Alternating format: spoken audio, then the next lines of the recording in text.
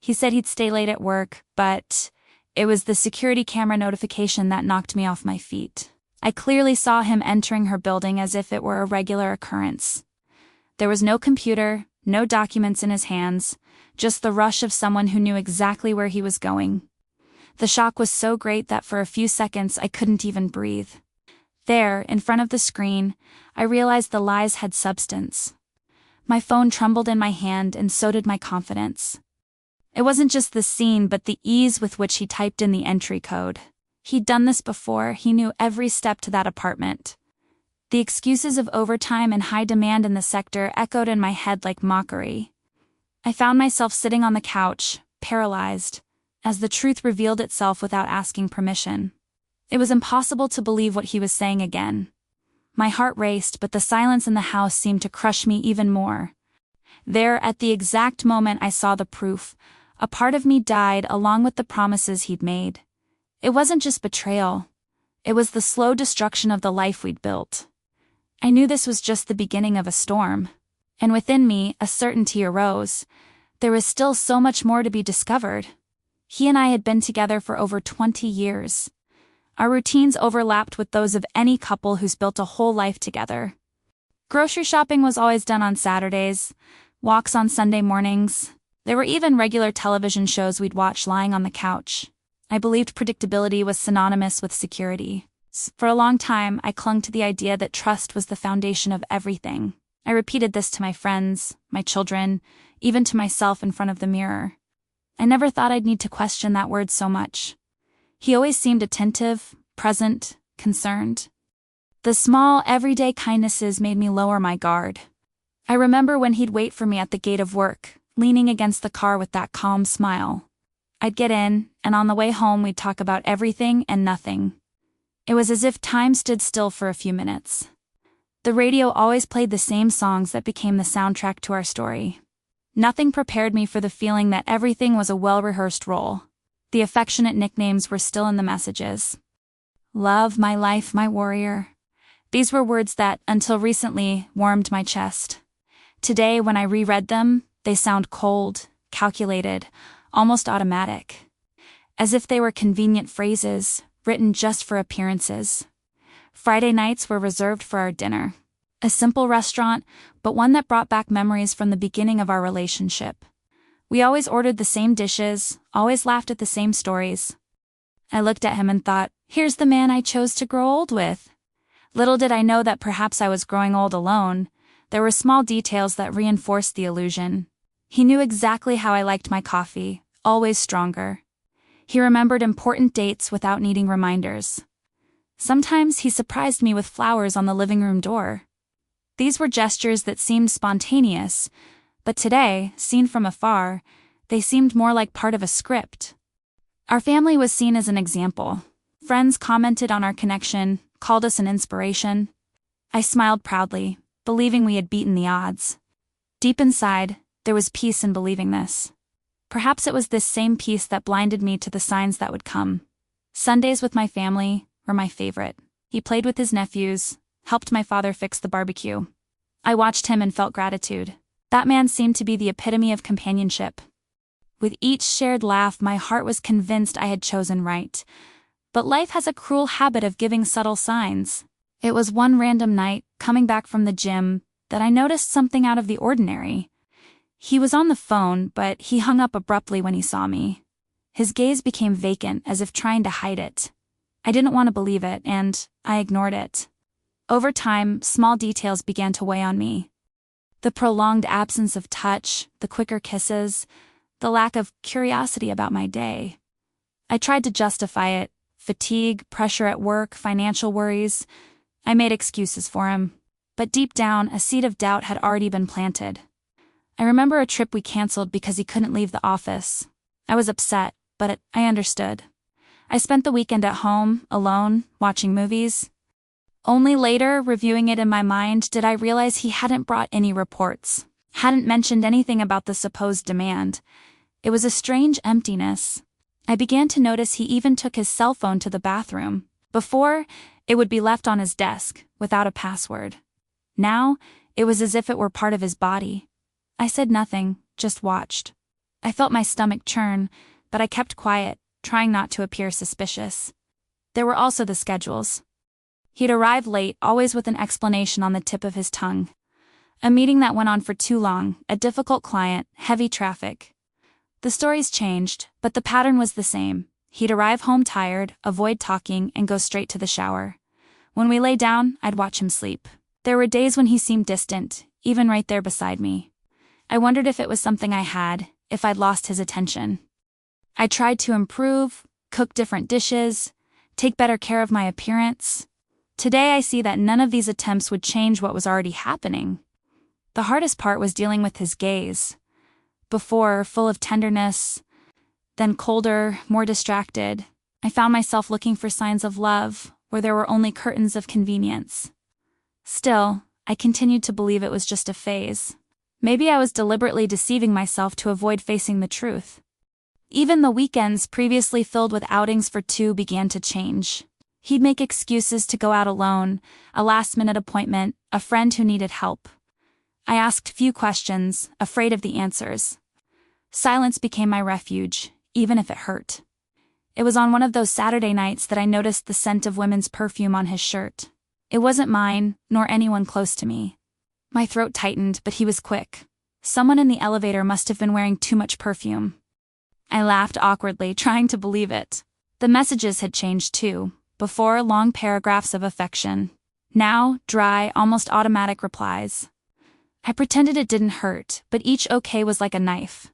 A gradual, almost calculated distancing. I wondered when I'd become a spectator in my own life. When we talked about the future, he'd deflect. Before, we'd mention travel, retirement, even plans to buy a house in the countryside. Now he'd respond with vague phrases. "We'll see, further down the road." The man who'd dreamed of me seemed to have disappeared. I still remembered nights we'd stay up late, just talking. It was an intimacy that gave me strength. But that complicity was gradually being replaced by a deafening silence. And I, stubborn, believed it was just adulthood weighing us down. The biggest blow was realizing that, even with all this, he still hugged me as if nothing had happened. That hug, once my safe haven, now felt like a prison. I smiled to hide it, but inside I felt something breaking inside me. My friends started to notice. "He's acting strange," they said. I defended myself, saying it was just stress. Maybe it was easier to create a collective lie than to admit that my castle might be crumbling. After all, no one expects the love of a lifetime to become a shadow. My family commented too. "He's been quiet, distant." I smiled and changed the subject. I didn't want anyone to carry that weight with me. It was as if hiding the truth would protect me, when in reality, it only sank me deeper. With every detail, I felt my trust dissolve like sand between my fingers. Still, there were days when I looked at him and almost believed again. My heart, foolish as it was, always found excuses not to give up. It was like living between two worlds, reality and illusion. It was during this period that I realized that love can also blind. I, who considered myself mature and rational, was giving in to the fear of loss. The fear of starting over, of admitting I'd been deceived. It wasn't just about him. It was about facing my own fragility. I remembered the promises of fidelity made at the altar so many years before. He held my hand, saying he'd never leave me. It echoed like an eternal oath. Today I see that words are too light when they're not rooted in truth. Still, there were moments when he'd look at me tenderly. I clung to those moments like someone holding a plank in the midst of a shipwreck. It was the contradiction that kept me immobile, between what I saw and what I wanted to believe. The nights grew long. I went to bed early, but sleep wouldn't come. I relived every detail, every gesture, every uttered phrase. I searched for signs where perhaps there were none. But deep down, I knew it wasn't paranoia. Something real was happening. A woman's intuition is powerful but often silenced by fear. I tried to silence my own inner voice, but it screamed louder and louder.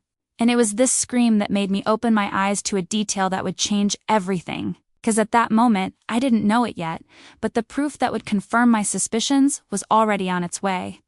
And it would be impossible to go back once I saw it. It all started almost imperceptibly, like small cracks in glass.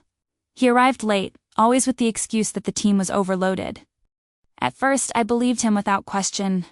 After all, After so many years together, there was no reason to suspect, or at least that's what I wanted to think. One of the first things I noticed was the way he used his cell phone. Before, he'd leave it anywhere in the house, even forget it in the kitchen. Now, it was as if the device were part of his body. He'd go to the bathroom, the balcony, even sleep with it nearby. This change bothered me. The passwords I once knew no longer worked. When I asked, he replied irritably, "I need more security." You know how things are these days. I tried to accept it, but it felt like a door had been closed in front of me. It was a new barrier, and clearly intentional. The tone of conversations also changed. Before, when he got home, he'd share details of his day, talk about colleagues, funny meetings. Now, he responded curtly and evasively. Silence filled the spaces where stories once held. I heard this silence like a scream. I realized he was avoiding meetings with close friends. He always had an excuse: tiredness, a headache, an important deadline. It was strange because he used to love being in conversation. His absence was noticed not only by me, but also by those who knew us. One night, while putting away clothes, I found a shirt with a different scent. It wasn't my perfume, nor anything I recognized. My heart raced, but he was quick to explain. It must have been someone in the elevator. It was crowded today. I smiled awkwardly, but the doubt was already lodged in me. There were also the receipts. One day, while setting the table, I saw a receipt from a restaurant. But it wasn't a place we usually go, and the meal was for two. I asked casually, and he said it was with a client. But the way he looked away made me uneasy. I started paying attention to Uber schedules. He'd arrived saying he was coming straight from work, but the location on the receipt showed another neighborhood. A neighborhood that had nothing to do with the office. My stomach churned, but I put the paper in my bag without saying anything. Even his tone of voice when answering calls changed. Lower, more cautious. He'd often leave the room to talk. When I'd appear unexpectedly, he'd hang up within seconds. I asked one day who he was, and he replied, "An annoying supplier." But deep down, I knew he wasn't. His text messages also became strange. His phone would vibrate, he'd smile to himself, and then turn the screen face down. When I asked, he'd say it was a company thing. I pretended to believe, but the scenes repeated themselves so often that it was impossible to ignore them. Once, during dinner, he hurriedly left, saying he had to take an urgent call. I sat alone at the table, staring into my wine glass. In that moment, I asked myself, when did I start feeling like a supporting character in my own life? The answer hurt. At work, he started wearing different clothes. More formal shirts, stronger perfumes. Sure, it could just be a matter of grooming, but after so many years together, I knew his patterns. This change didn't feel natural, it felt driven. Sometimes when I hugged him, I felt his body tense. It wasn't the same comfort as before. It was as if he carried a weight, a secret that couldn't be revealed. I remained silent, but my mind swirled like a whirlwind. Even business trips became more frequent. He always said he needed to stay in hotels in the neighboring city, but when he called, he often didn't answer. Then he'd show up with ready-made explanations as if he'd rehearsed every line, and I just made a mental note. I began to notice that the car smelled of sweet perfume. Different from mine, different from any other I recognized. When I questioned him, he laughed. Must be from the Uber I took. But I knew that car never left the garage. Sometimes he arrived home with too much energy for someone who claimed to be exhausted. There was a strange lightness in his eyes, almost as if he'd lived another life before walking through the door. This sensation haunted me and kept me awake. My body reacted before my mind. I felt nausea, palpitations, chills. It was my intuition warning me, but I tried to keep it quiet. I didn't want to be the woman who suspects without proof. But at the same time, I couldn't help but notice every detail. Even the way he played with his phone next to me changed. Before, he'd show funny videos, photos of colleagues. Now he seemed to shield the screen with his hand. When I passed by, he'd dim the screen, as if hiding the content. One day, I asked to use his phone, saying mine was dead. He hesitated for seconds that seemed like an eternity. He handed it over, but watched every touch I made, anxious. This reaction was more revealing than any message I could find. The signs were everywhere, but I still tried to fool myself. I told myself it was just stress, that things would soon return to normal. This was my way of protecting myself from the inevitable. My dreams began to change. At night, I dreamed of betrayal, of him abandoning me in strange places. I woke up sweaty, with my heart racing. It was as if my mind was trying to prepare me for what I didn't want to accept while awake. Even the way he looked at his phone when he woke up caught my attention. Before, his first gesture was to hug me. Now it was to swipe the screen and smile to himself. I watched silently, but my heart broke each morning. I began to notice that his apologies were always very well constructed, detailed, almost convincing. But perhaps they were too convincing, as if he knew he needed to anticipate my doubts. This perfection made me even more suspicious. Even the rhythm of his messages throughout the day changed. Before, he'd call me at lunchtime, wanting to know what I'd eaten. Now, he'd just send a busy, talk later message. Small absences that added up became an abyss. Weekends became different too. He'd make up commitments, saying he needed to visit someone in the family. But when I asked who exactly, the answer was vague. It was as if each lie was carefully crafted to leave no trace. I began to feel like a stranger in my own home. Conversations were superficial, glances fleeting. I lived next door to him, but the feeling was one of loneliness. A loneliness accompanied, which hurts even more than being truly alone. Once, I noticed in the reflection of the window the smile he gave when he read a message. It wasn't a smile I'd seen in a long time. It wasn't meant for me. It was at that moment that I felt a sharp chill run through me. The confirmation was there even without words. I found myself remembering the times I'd suspected other stories and kept quiet. Perhaps I myself had helped build this wall of silence. The fear of losing what we had kept me from seeing that, in truth, I'd already been losing it for a long time. It was like living in two parallel worlds. The world I showed others of a solid and happy marriage, and the inner world where every detail screamed that something was wrong. This duality consumed me silently. But I still didn't know that the first great shock was about to happen. And that, once seen, there would be no turning back from the truth. When I finally decided to speak about my suspicions, I imagined we would have an adult conversation. I expected explanations, perhaps even an apology. But what I received was a direct attack. He laughed, shook his head, and said I was dropping. "You've been watching too many crime shows," he said sarcastically, as if it were a trivial matter. The mocking way he faced my pain was like a knife. My chest burned, but I held it together. I didn't want to cry in front of him, not at that moment. I tried to insist, telling him about the odd hours, the hidden messages. But he was even more firm. "You're suffocating me with this jealousy." His tone was authoritarian, almost patronizing. As if I were the one in the wrong.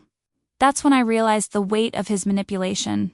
Instead of explaining, he tried to turn the situation around. He made me believe I was unstable, insecure, neurotic. The strategy had a name, but I only understood it much later. Gaslighting. He repeated stock phrases. "You need to trust me, you're reading things where you don't see them." The more I tried to present the facts, the more he downplayed them. It was as if every word I said was dismissed as hysteria. This attitude confused me. I found myself wondering, am I the one exaggerating? I spent hours rehashing the details, trying to find logic. But logic was lost when, in front of him, I ended up believing otherwise. Arguments began to arise unexpectedly. Any question I asked became a reason for an argument. He would raise his voice, accusing me of being controlling. And I, exhausted, preferred to remain silent to avoid further confrontation. Silence seemed the only way out. Sometimes he would completely change his strategy. Instead of attacking, he would come with exaggerated affection. He would hug me tightly, telling me I was everything in his life. This contrast confused me even more. I didn't know if I was being loved or deceived. I realized this was his way of keeping me off balance. One day distant, the next affectionate. As if testing how much I could endure. I found myself trapped in a cycle of constant doubt, unsure which version of him was real. One night, I sat on the couch and asked directly, "Do you have someone?" He took a deep breath and laughed. "Do you seriously think I would have time for that?" The answer was so cold it hurt more than a slap. It was as if my anguish was insignificant.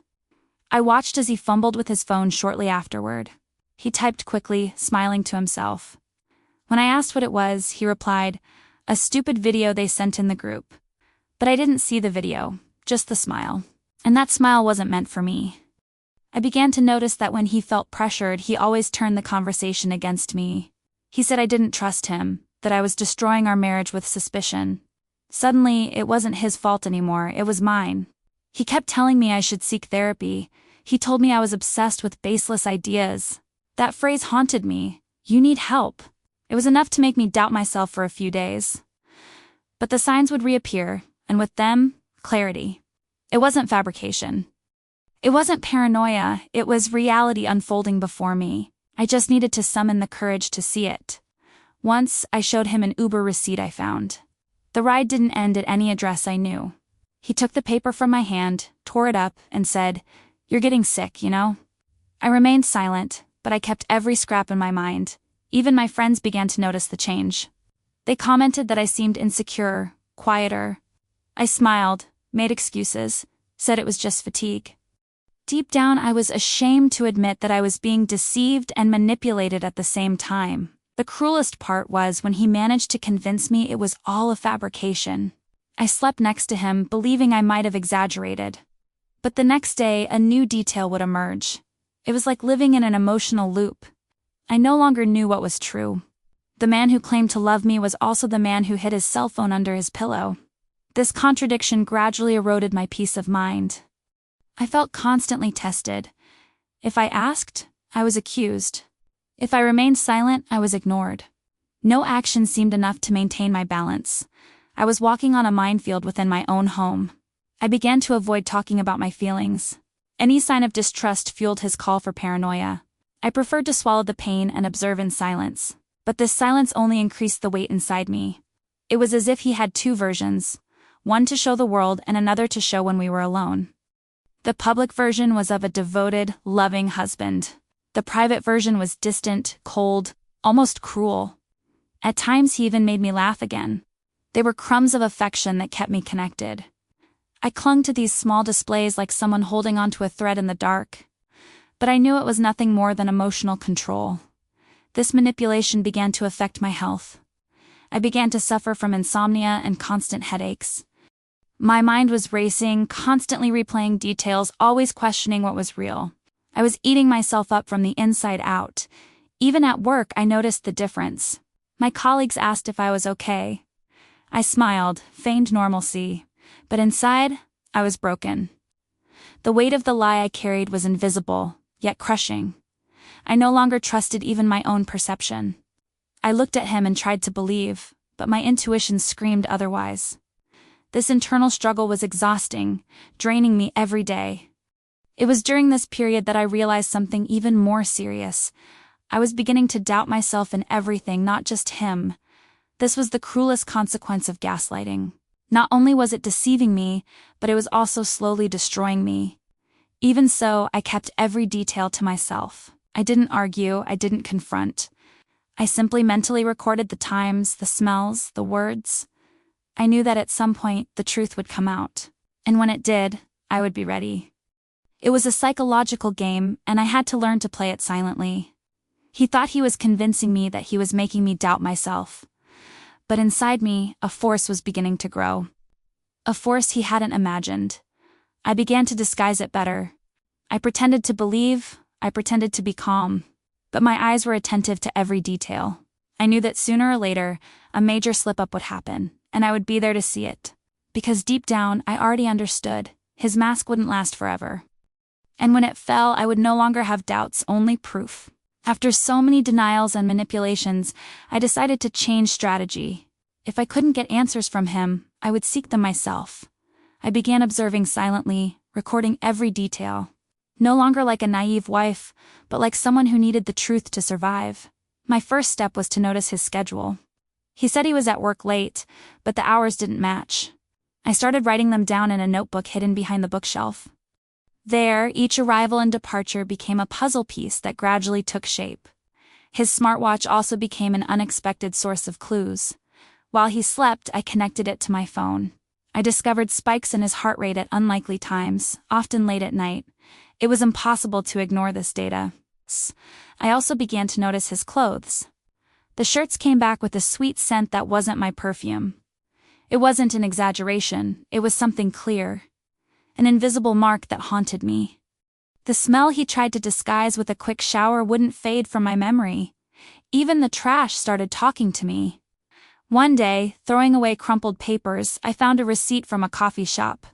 The date and time coincided exactly with the time he said he was in a meeting. The proof was there, stained with coffee and lies. I noticed he always deleted messages, but he didn't always remember the call logs. I wrote down unknown numbers that appeared repeatedly. One of them became recurrent, almost daily. This number became my silent obsession. At work, his excuses didn't fit either. I discreetly called a mutual colleague saying I wanted to organize a surprise. She was surprised when I asked about the overtime. Overtime? He always leaves early, she replied. My throat closed. I even started noticing his shoes. They came back with sidewalk dust different from the one on the way to work. They were small details but added together. They formed a clear picture. There was another life happening parallel to mine.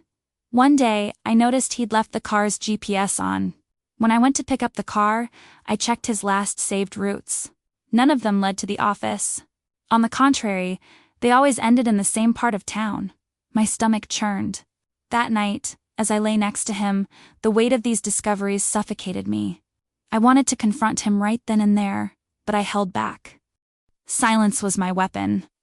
With every heartbeat, I understood I was closer to the truth. I began to use technology to my advantage.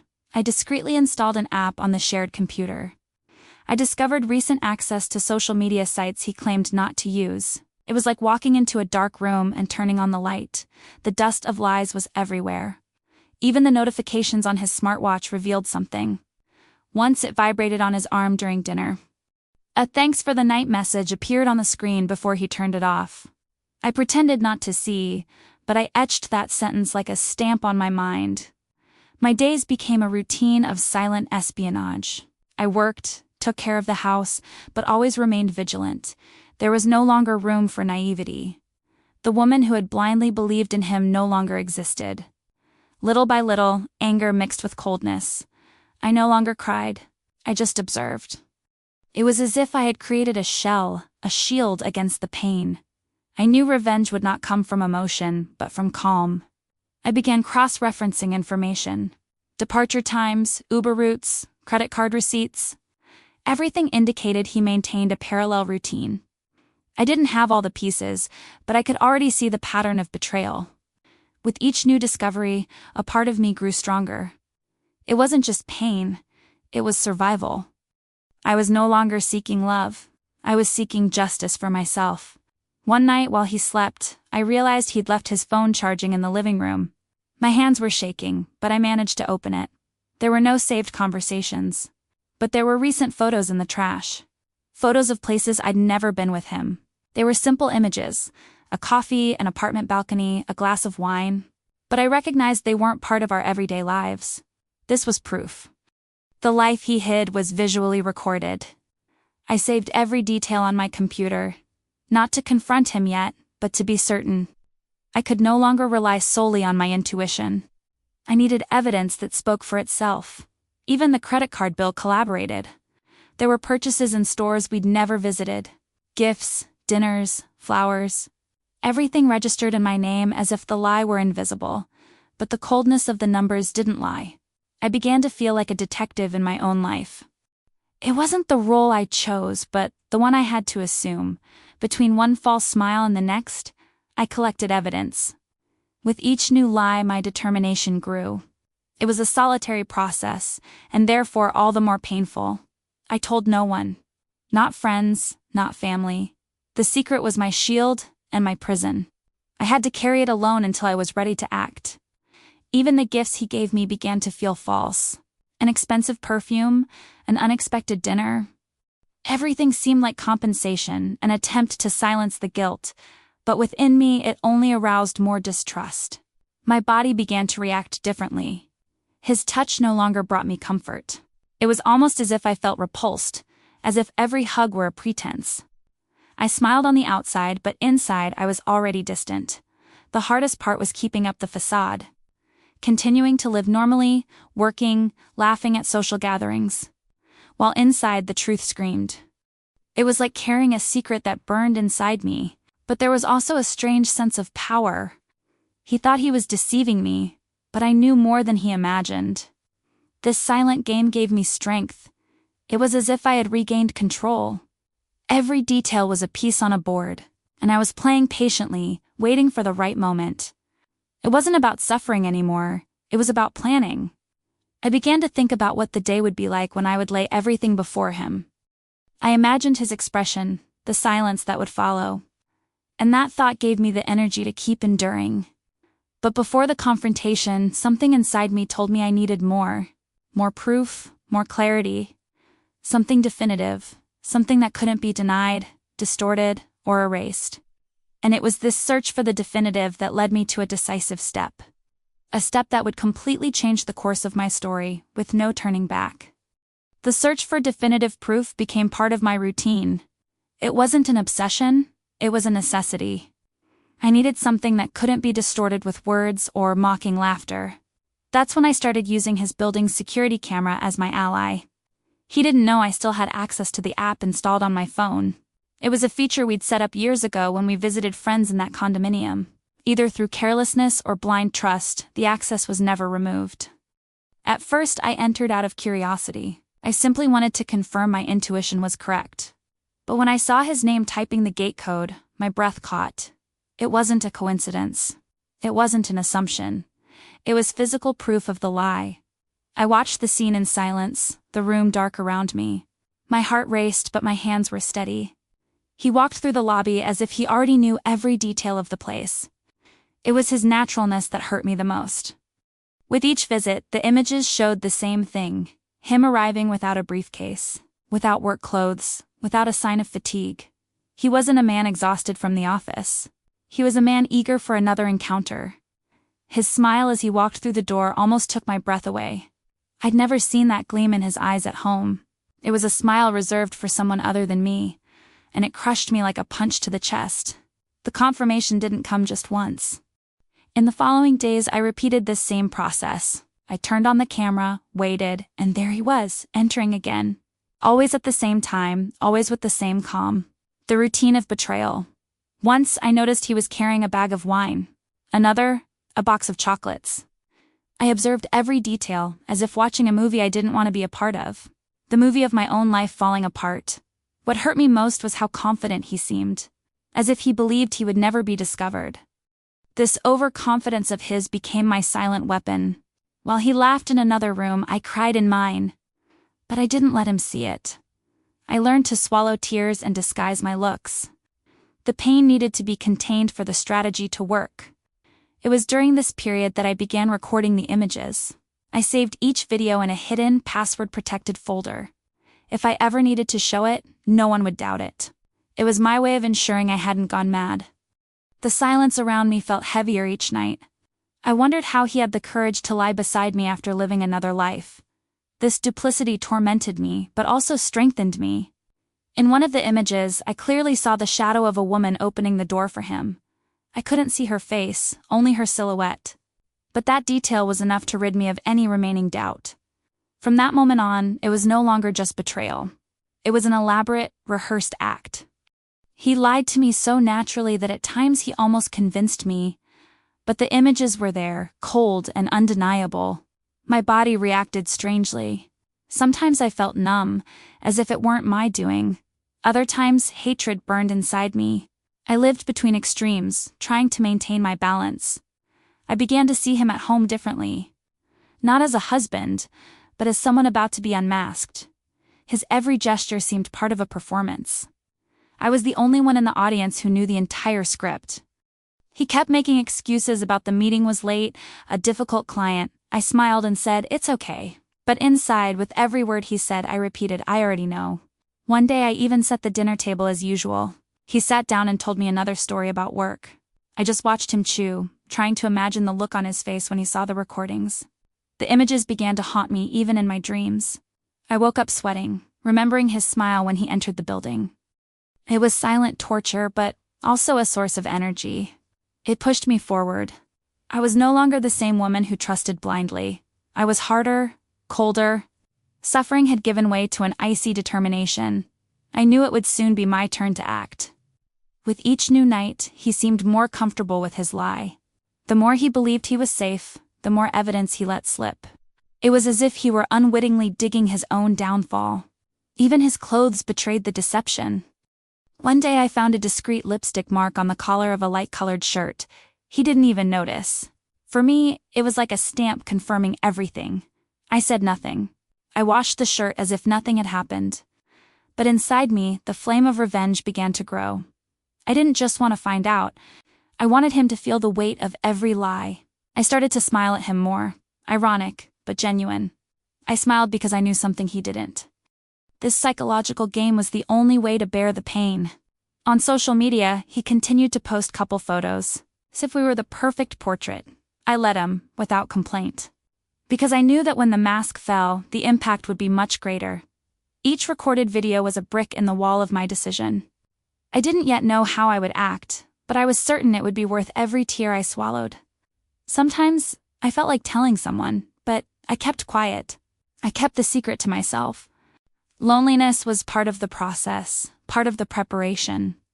There were days when I thought about confronting him immediately, but my calm held me back. It wasn't time. Not yet. The right moment was yet to come. The camera had given me the proof.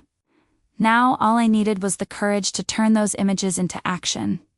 And deep down, I already knew this courage was growing silently. Because when the confrontation happened, there would be no escape. And that would be the day the whole story would begin to change. After seeing and recording everything on camera, I began to feel a weight inside my chest that was impossible to ignore. I could no longer live as a mere observer. The proof was in me, but now the question was different. How would I react to that? In the first few days, anger overwhelmed me. I'd watch him get ready to go out and feel like throwing all the recordings on the table. But the next moment, a voice inside me told me to wait. Rushing could rob me of the strength I was building. I began to test my own limits. When he came home making excuses, I'd smile and pretend to believe. It was a difficult role to play, but each false smile was like a silent victory. He had no idea how much I already knew. Sometimes, while he slept, I'd watch him silently. His face was serene, as if he had nothing to hide. I wondered how anyone could share their life like that. His calmness was the greatest proof that the habit of lying was already part of his routine. The recordings weren't just images, they were voices too. The microphone picked up small sounds, laughter, background music, even the sound of glasses being clinked. I listened to it all on my headphones, alone in the wee hours, feeling my stomach churn. Every detail hit me like a punch, but at the same time it acted like fuel. There was no longer room for doubt. It was betrayal, repeated, constant, hidden behind the act of being an exemplary husband. I decided to start collecting every receipt I could find. Restaurants, rides, flowers. I created a folder on my computer called Bills. There, each lie was filed with the date and time. The weight of the truth grew with numbers and proof. He continued with the same pattern. Quick kisses, short hugs, long apologies. But now, I saw everything with different eyes. What had previously confused me now only confirmed what I was already certain of. I began to notice small changes in his behavior. He wore more perfume, spent more time choosing his clothes. Even his beard seemed more carefully groomed. 'Twasn't for me, and I knew it. One afternoon, I came home early and found a gift box in the trash. It wasn't anything he'd bought for me. My heart raced, but I took a deep breath. It was another piece for my collection of evidence. Sometimes I found myself laughing to myself, not out of happiness, but out of irony. He thought he was in control when, in fact, his every move was already mapped out. The tables were slowly turning, sleepless nights became frequent. I would lie down and close my eyes, but my mind was spinning in circles. I imagined every scene of him in the apartment, every gesture of affection that wasn't meant for me. It was torturous, but at the same time, it strengthened me. I began to study his routine like someone studying a manual. Days, schedules, excuses. Everything followed a pattern he didn't notice, but I did. The pattern of betrayal repeated itself with clockwork precision. There were days when I almost confronted him, but backed away. I understood that pain needed to be used strategically. Confronting him too soon would be giving away my power. I needed to be patient, even though it consumed me inside. My social life began to change. I declined invitations from friends, made excuses for my family. I needed silence and space to plan. It was as if everything else had taken a back seat. At work, I maintained a facade of normalcy. But my colleagues were already noticing something different. "You've been distant," they said. I just smiled. How could I explain that my life was turning into a minefield? The cruelest thing was to look at him and remember everything we'd shared together. The trips, the dreams, the promises. Now, everything seemed tarnished, unrecognizable. It was like seeing a once beautiful painting now covered in tears. I wondered if he ever regretted it. Did he think of me when he was with her? Did he feel guilty hugging me afterward? These questions haunted me, but never found answers. One simple detail began to resonate with me. The look on his face when he got home. It wasn't one of relief, as before. It was wary, like someone checking to see if he was still safe. And I, on the other side, pretended not to notice. I also started recording audio from some of our conversations.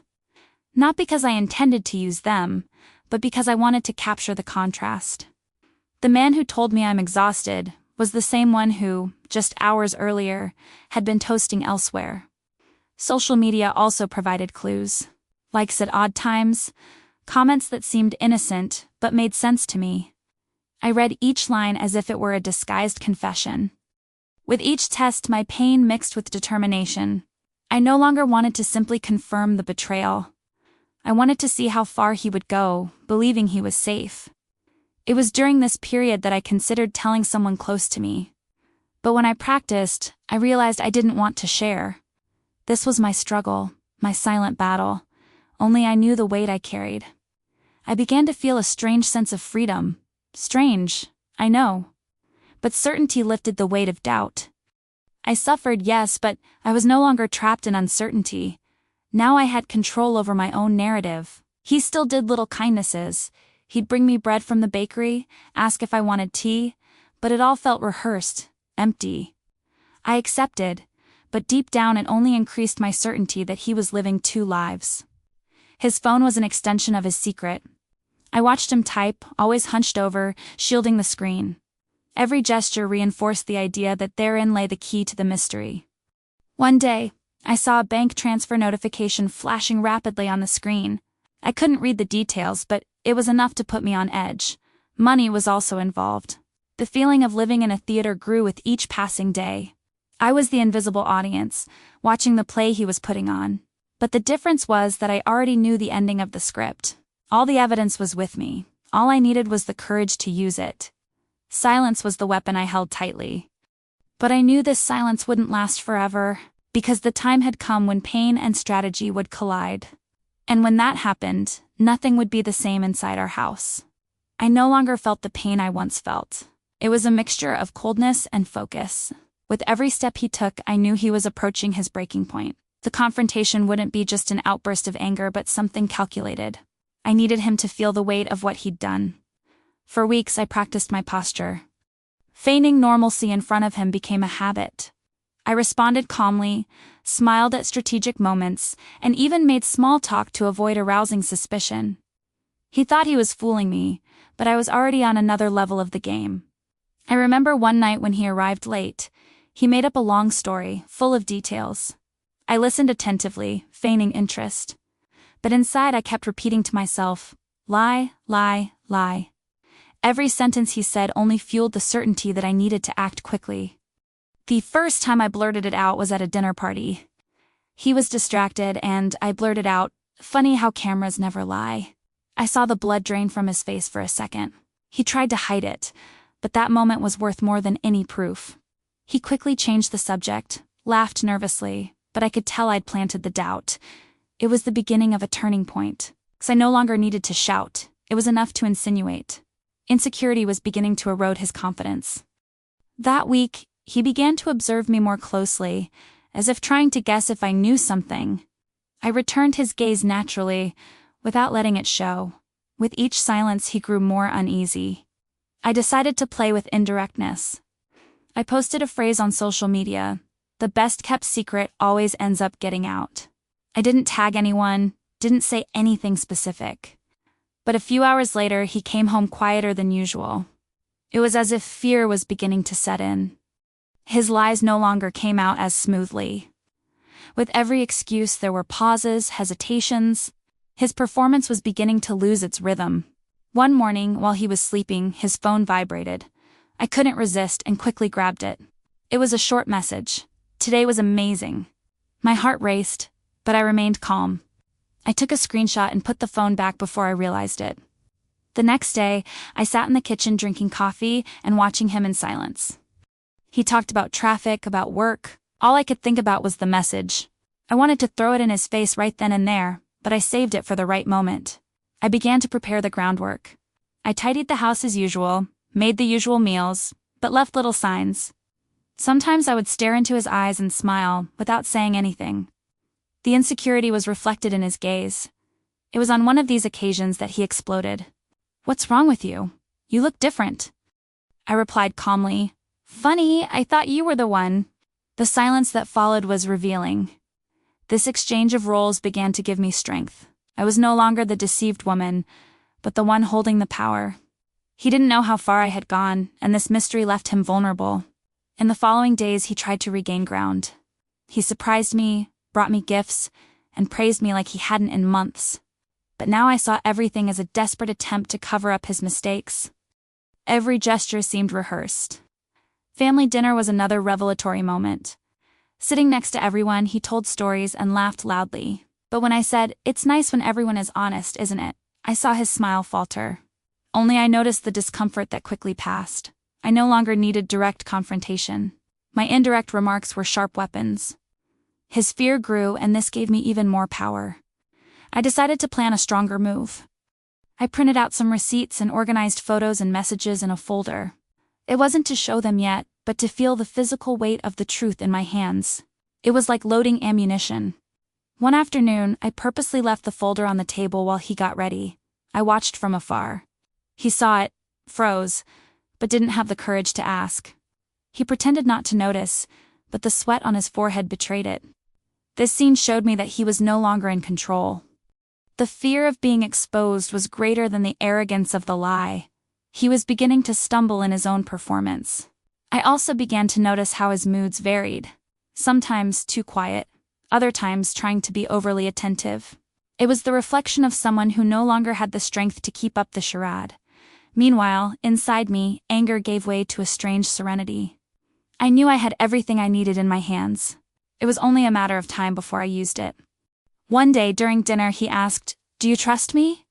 I looked deep into his eyes and replied, "I trust what I see, not what I hear." The silence that fell over the table was deafening. This response was calculated. It wasn't a direct attack, but a warning. He understood. And I saw clearly in his eyes that the certainty of impunity was beginning to crumble. At work, he started spending more time on his cell phone. It seemed to me that I was trying to cover my tracks, to reinforce the version I maintained at home, but it was useless. I already had more proof than he realized. The tension began to affect our routine. Conversations became short, glances heavier. But unlike before, now he was the one who seemed uncomfortable around me. I began recording his every reaction, not just the external evidence. The nervousness, the hesitations, the sweat on his palms. All of this was also proof, only psychological. I was in no rush. I learned that waiting was my greatest power. He was increasingly cornered, and I just watched the fall unfold in slow motion. At this point, I no longer saw just an unfaithful husband. I saw an actor who was losing control of his own script, and I silently took over the direction of the play.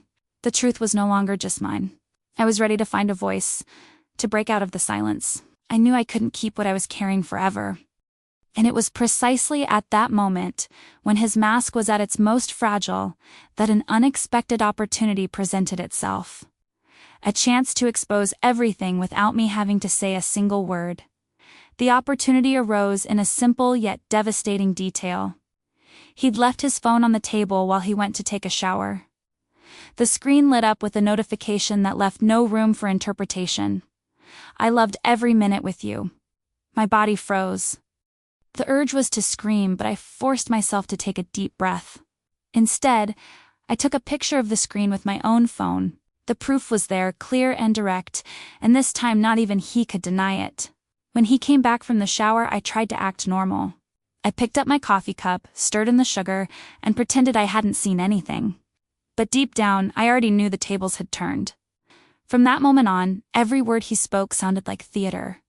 He talked about work, about a meeting at the company, but all I remembered was the message.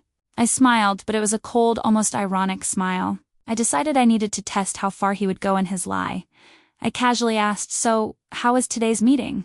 He responded matter-of-factly, describing details that never happened. I just recorded it mentally. I started using little traps. I asked about times when I already knew he wasn't at work. I watched him make up stories without blinking. His ability to create parallel versions was impressive, but his confidence was beginning to crumble. I noticed he was more restless, more impatient.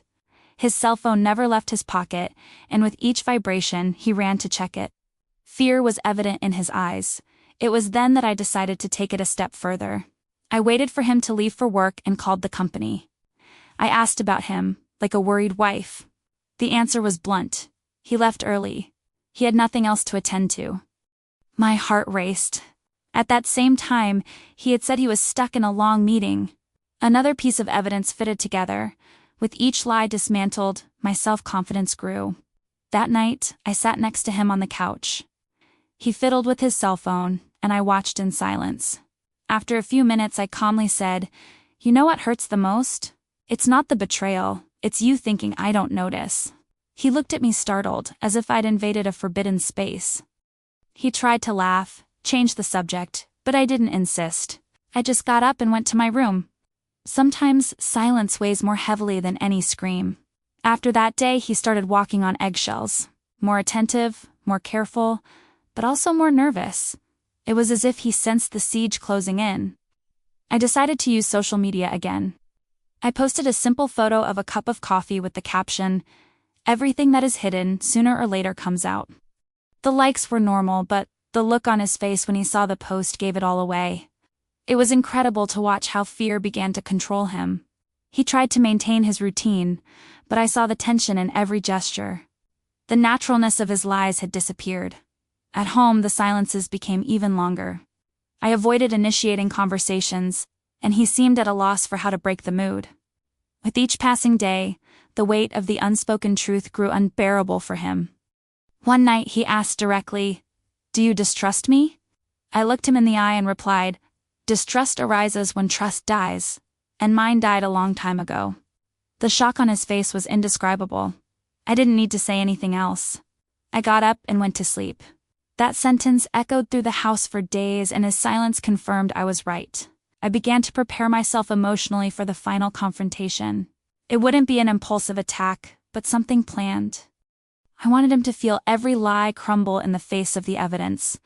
I reviewed every recording, every receipt, every photo. It was like organizing a dossier. I knew that when the time came, there would be no escape. Meanwhile, I continued to act as if nothing had happened. I cleaned the house, cooked, attended social gatherings. It was the last layer of my mask before his downfall. Even in front of friends, I began to spew calculated phrases. It's amazing how the truth always finds a way to emerge. No one understood, but he did. His gaze immediately shifted. The atmosphere at home became unbearable. We slept in the same bed, but it felt like a chasm between us. I no longer felt anger, only the certainty that the end was near. The curious thing is that, even so, he still tried to keep up appearances. He sent affectionate messages, told me he loved me. But the words sounded hollow, without any real weight. I responded neutrally.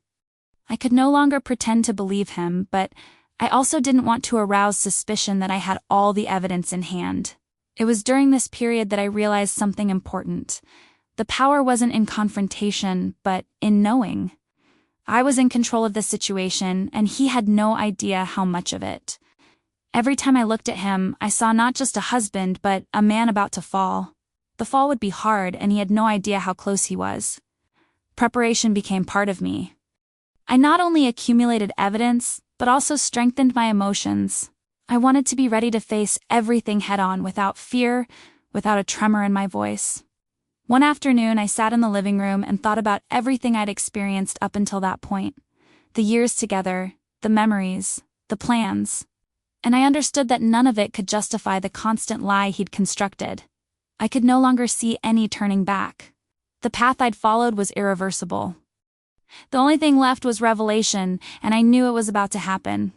Because the truth, when kept hidden for too long, explodes all at once. And the explosion that was coming would change our lives forever. The day of the confrontation arrived without me planning the exact time. It was an ordinary night, one of those when he came home feigning exhaustion. I was ready, with each piece of evidence silently organized in my mind.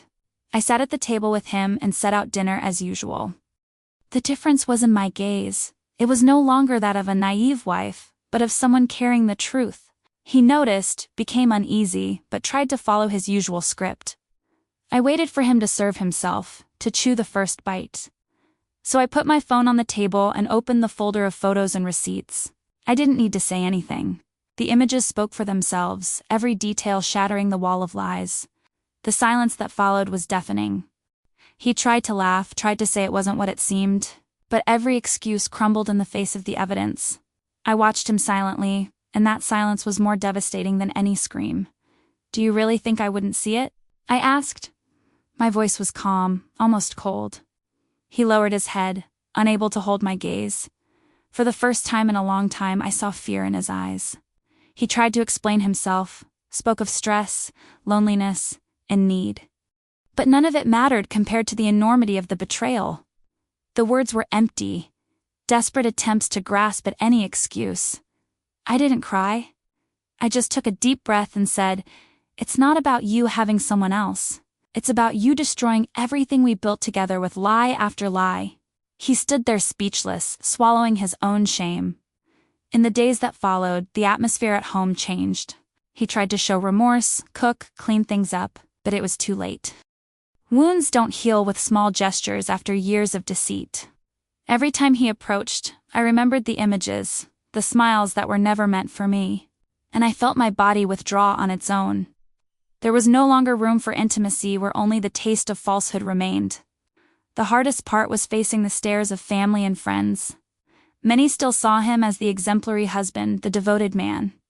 I carried alone the truth that no one imagined. I decided not to keep quiet. I told a close friend who looked at me with tears in her eyes. "You deserve better," she said. It was the first time I heard out loud what my intuition had been screaming for months. He realized I no longer defended him in front of others. At social gatherings, I simply smiled without reinforcing the perfect image. This breaking of silence began to erode his reputation. At work, things changed too. The woman he was seeing was known to some colleagues, and rumors began to circulate. The secret was no longer so well kept. I didn't need to seek revenge in a scandalous way.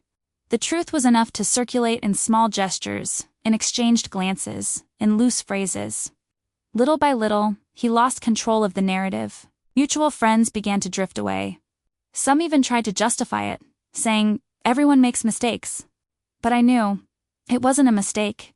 It was a pattern of repeated lies. Deep down, he didn't just lose the trust of his marriage. He lost the respect others had for him. His image as a man of integrity was shattered and nothing could restore it. At home, the silence became unbearable. He wanted to talk, ask for another chance. But I no longer had the energy for dialogue. What I needed was freedom, air, peace.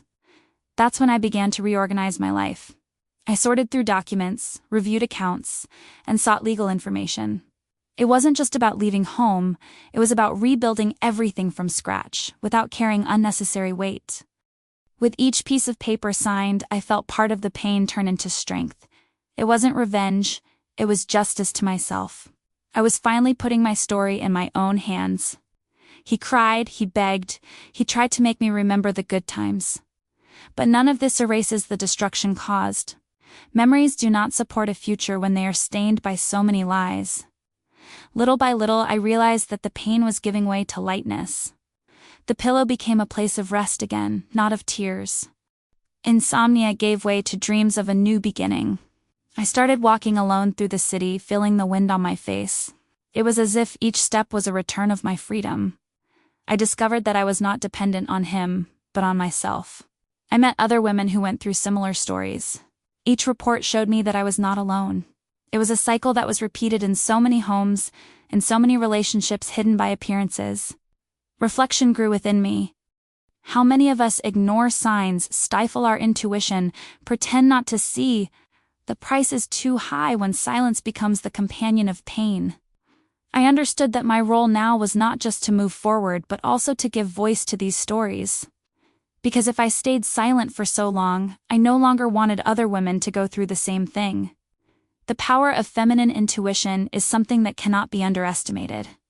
We always know, even when they try to convince us otherwise. The problem is that we often let fear silence us. Looking back, I realized that the betrayal didn't start with the first hidden kiss.